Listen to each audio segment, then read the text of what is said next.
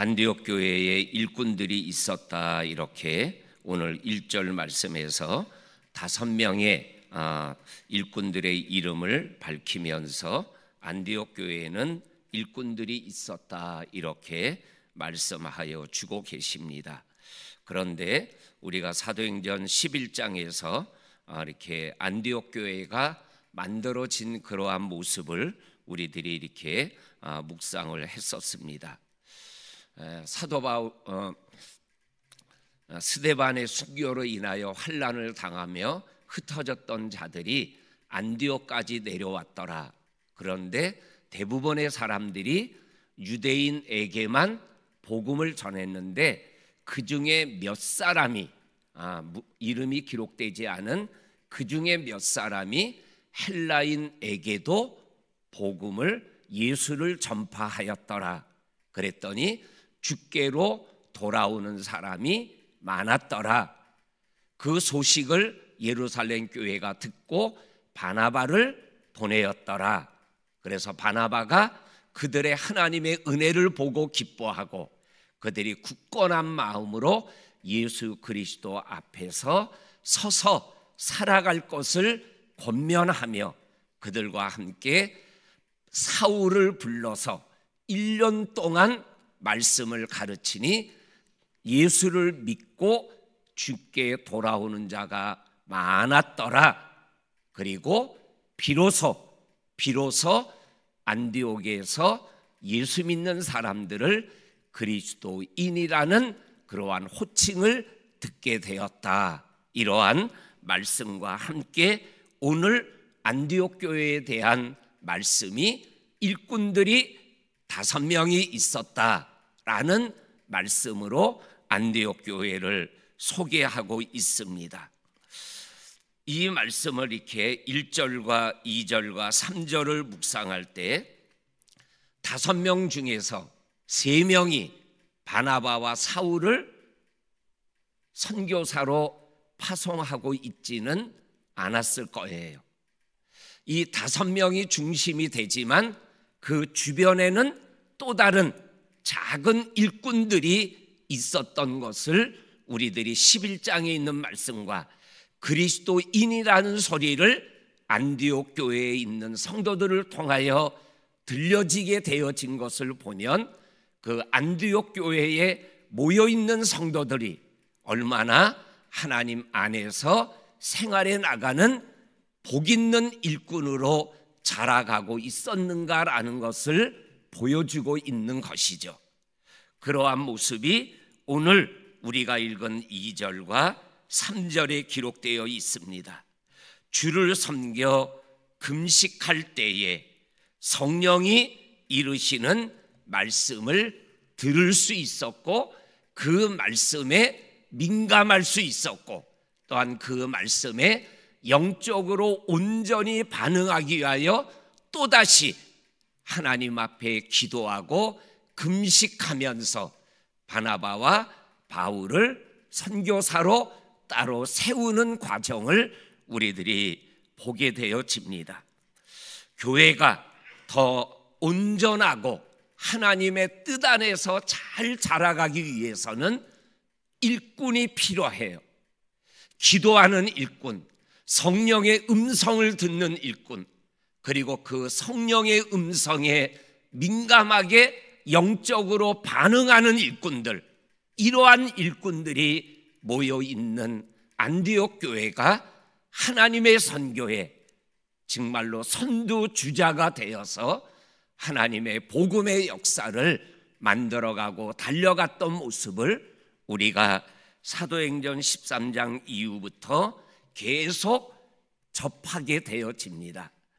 우리 이 새벽을 깨우는 우리 성도님들 한 분 한 분이 우리 하나님의 일꾼이 되어서 이렇게 새벽을 깨우며 기도하고 또한 성령이 말씀하는 것에 대하여 듣고 민감하게 반응하며 이 교회가 하나님의 말씀에 온전히 순종하며 달려가게 하는 저와 성도님들이 될 수 있기를 주의 이름으로 간절히 축원합니다. 아멘.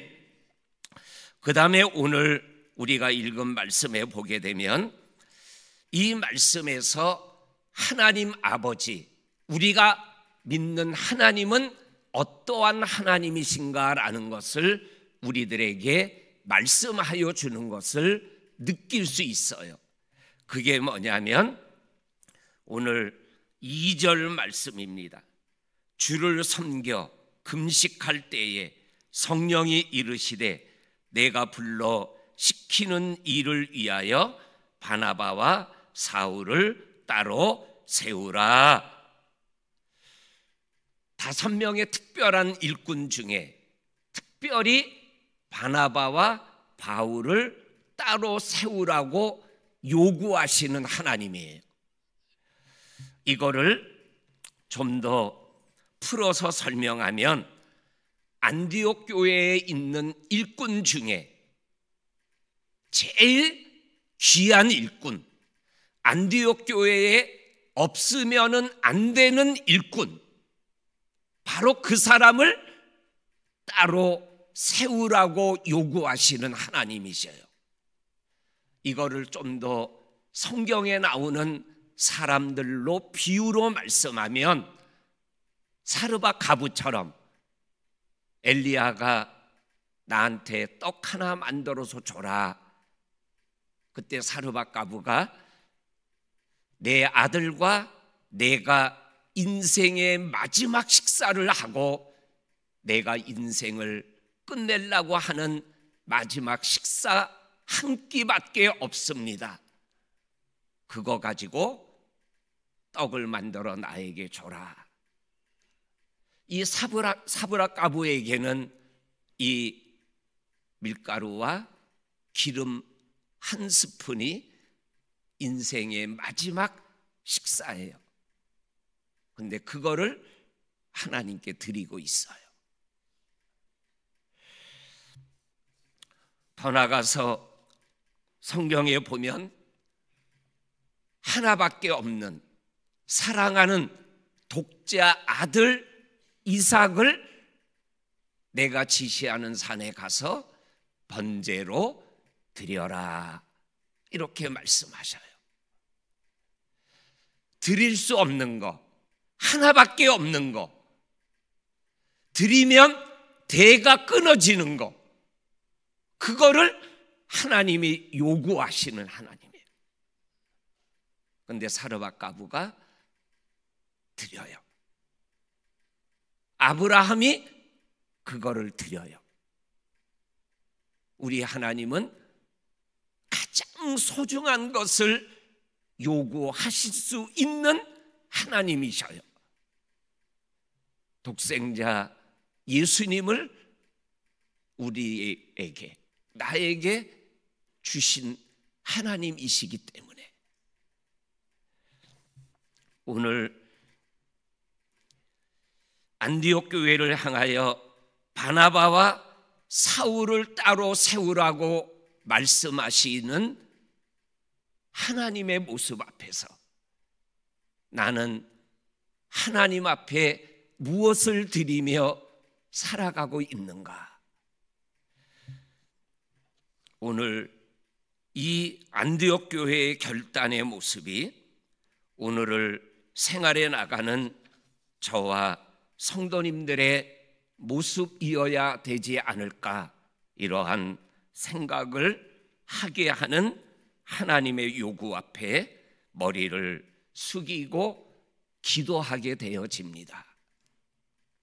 그 다음에 오늘 4절부터 12절까지 있는 말씀에 보게 되면 특별히 두 사람이 나와요. 하나는 바보라는 섬에서 만난 바예수, 엘루마라는 사람이 나옵니다. 이 사람에 대하여 오늘 성경은 7절부터 11절까지에서 7가지를 바예수에 대하여 얘기를 해요. 첫째가 7절에 보면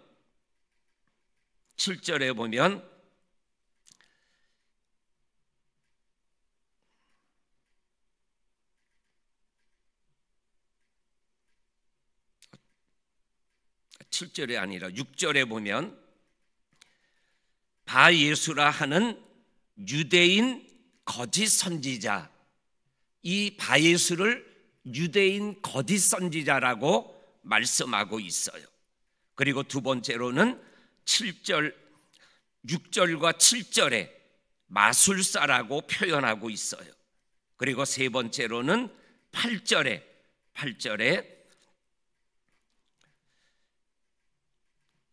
그들을 대적하는 자, 바나바와 바울을, 사울을 대적하는 자, 하나님을 대적하는 자라고 말씀하고 계십니다.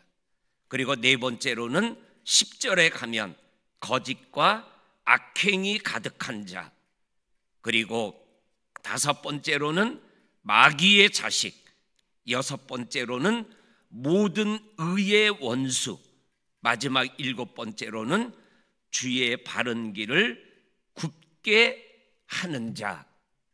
이렇게 바예수라는 자를 7가지로 표현하며 하나님의 역사에 거역하고 대적하고 이를 거스르는 자라고 말씀하고 계십니다. 그리고 또 한 사람은 총독 서기오 바울이라는 사람이 나옵니다. 7절에 보면 그가 총독 서기오 바울과 함께 있다. 그런데 서기오 바울은 지혜로운 사람이다. 그리고 두 번째로는 바울과 사울을 불러서 하나님의 말씀을 듣고 싶어 하는 사람이었다. 그런데 마술사 엘루마가 대적하여 총독으로 하여금 말씀을 듣지 못하게 하고 들어도 믿지 못하게 하여서 영적으로 장애물을 만나고 있었던 사람이었다라고 말씀하여 주시고 계십니다. 그런데 오늘 12절 말씀에 보니까는 이 총독 서기오 바울이 엘루마가 맹인이 되어서 사람의 손에 이끌려서 걸어다고 움직이는 것을 보고 믿으며 주의 가르침에 놀라고 예수를 믿게 되어지는 역사를 우리들에게 보여주고 계셔요. 오늘 우리가 읽은 말씀 속에 나타나는 두 사람을 비교하며 한 사람은 뭐예요? 하나님에게 버려진 자의 모습을 우리들에게 보여주고 계셔요. 또 한 사람은 하나님에게 선택되어져서 장애물을 극복하고 믿음의 영적 장애를 뛰어넘어서 하나님을 믿고 깨달아 가르침을 받고 믿음의 자리에서 온전해져 가는 한 사람의 모습을 또한 보게 되어집니다. 오늘도 우리의 믿음의 여정에서 저와 성도님들을 예정하시고 택하시고 서기오 바울과 같이 우리를 하나님의 사람으로 빚어가고 세워가고 만들어가고 이끌어 가시는 그 하나님의 은혜를 우리 성도님들이 느끼고 맛보며 믿음의 여정을 오늘도 걸어가고 달려가는 복된 하루가 될 수 있기를 주의 이름으로 간절히 축원합니다. 아멘. 하나님 아버지 감사합니다. 이 새벽에 우리를 불러주시고 하나님의 사람으로 걸어가고 달려갈 수 있도록 말씀하여 주시니 감사합니다. 아버지 하나님, 오늘 하루 하나님 앞에 기도하고 성령의 인도하심을 받으며 하나님의 뜻에 순종하며 하나님의 역사를 감당해 나가는 우리들 모두가 되게 하여 주옵소서. 예수님의 이름으로 기도하옵나이다. 아멘. 아멘.